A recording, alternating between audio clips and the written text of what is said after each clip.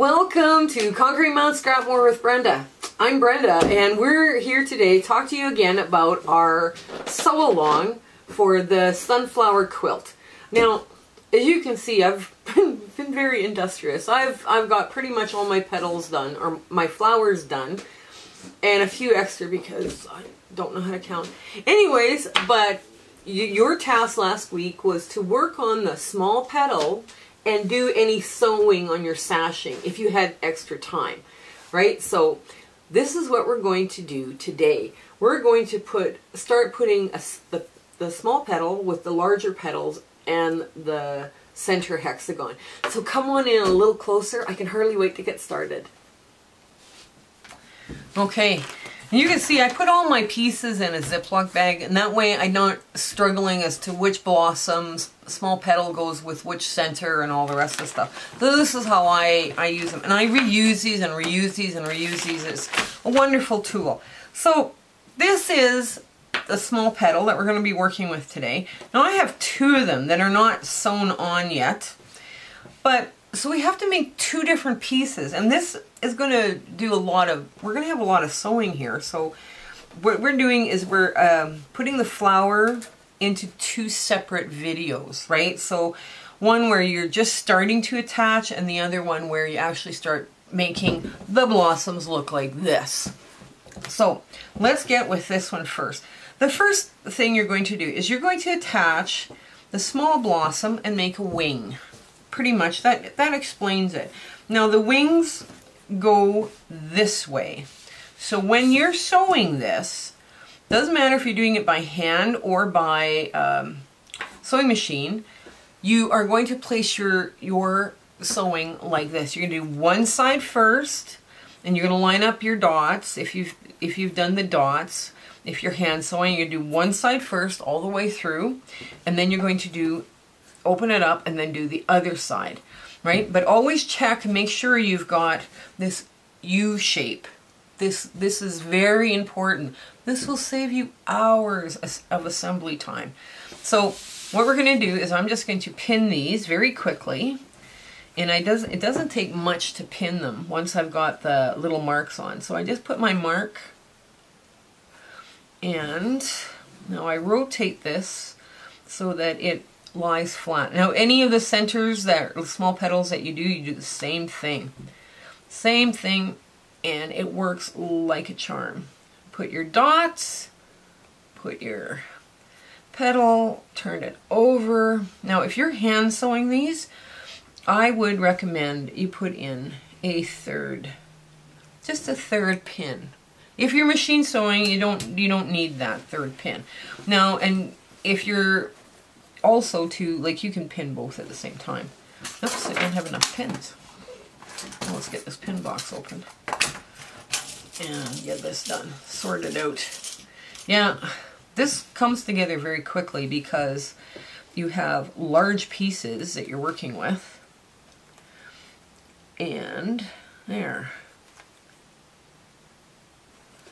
Okay, that's my quarter.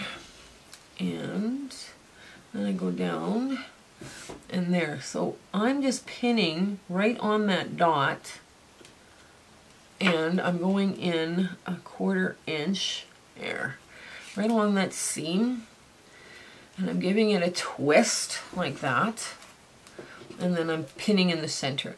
Now if you're hand sewing, this third pin is really important because you don't want to go too far without, but don't be stretching these because you've got a bias here and a bias there, right? So now they always say, well, you put the bias on the bottom when you're machine sewing.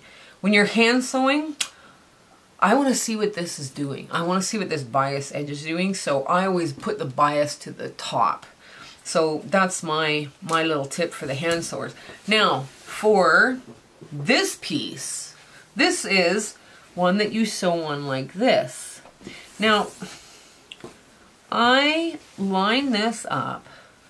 So, now you see these little notches, dog ears. There's a little orange dog ear hanging out. Don't cut it off just yet, because this helps you line up where you need to be when you're assembling the hexie.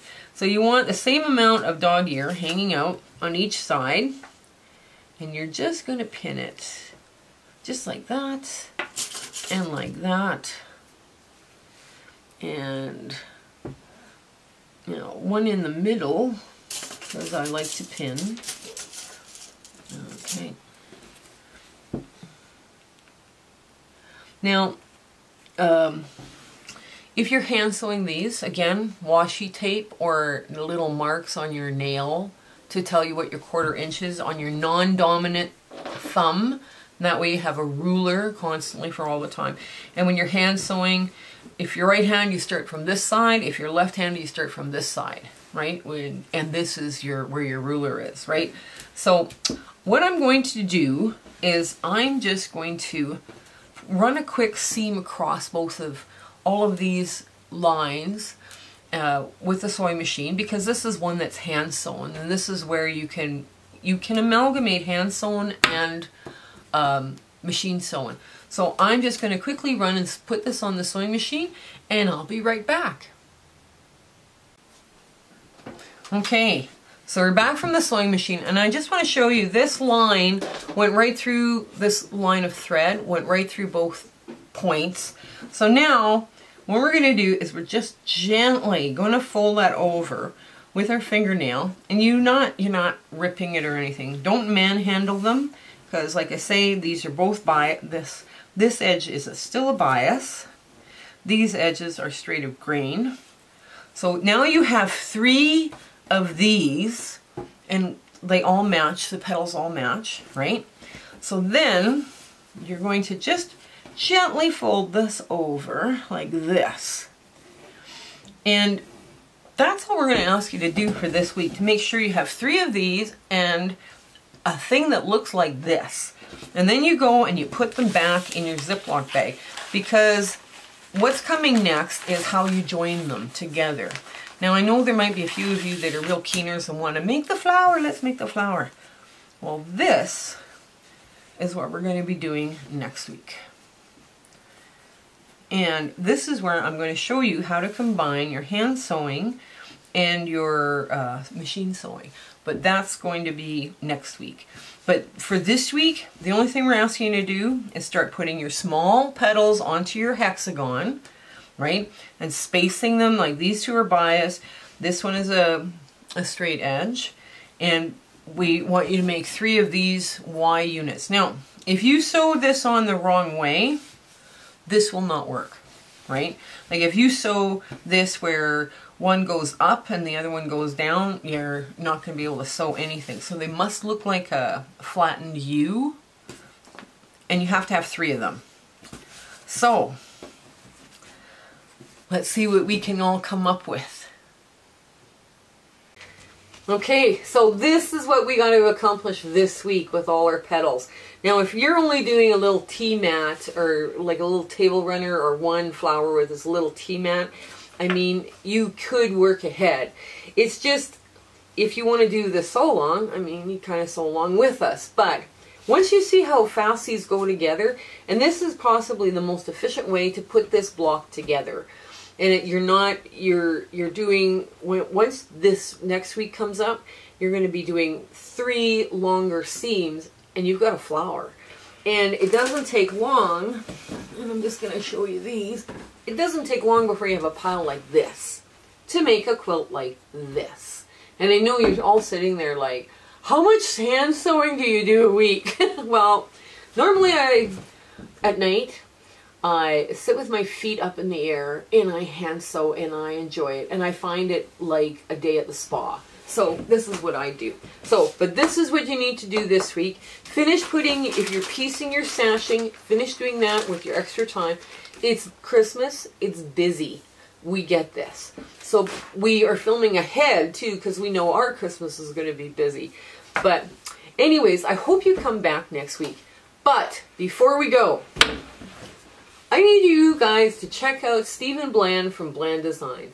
He is such a talented artist, and he does all sorts of things, and he quilts, and he does journals, and he does all these amazing artistic things. And he has chat times, and he does, sometimes he'll do interviews, sometimes he'll pick a topic that's pretty much with all quilters or sewers in mind, and it's just a lot of fun. He has been so very supportive of my husband and I starting this YouTube adventure, this journey that we went on. And I would just like you guys to go check him out, see what he's up to this week. He does a lot of fun stuff. And he probably needs a big hug right now. So, you have your assignment. Finish your sashing if you're piecing it. If you're using the piece sashing option, finish piecing all that together. And next week we'll come back with what you do with this. Okay, you have a great week. Okay, bye. Hello everyone, just a quick reminder. This is the quilt we're going to start doing our sew along in the beginning of December 2021. This is a beautiful hand-pieced, hand-quilted. This is a beginner quilt for hand quilting. This is also an intermediate if you're using a sewing machine. And we're going to start this one at the beginning of December 2021. So if you're watching this 8 years from now, don't worry, it's a free pattern. It'll always remain a free pattern. We had a lot of fun doing this with our students, and we had a very enjoyable time. So if you like the videos and you like this challenge and you'd like to start a quilt along, comment below, but like, share, and subscribe with your friends.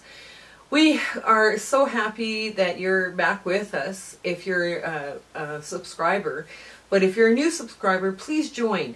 This is going to be so much fun. Okay, you have a great day. Bye.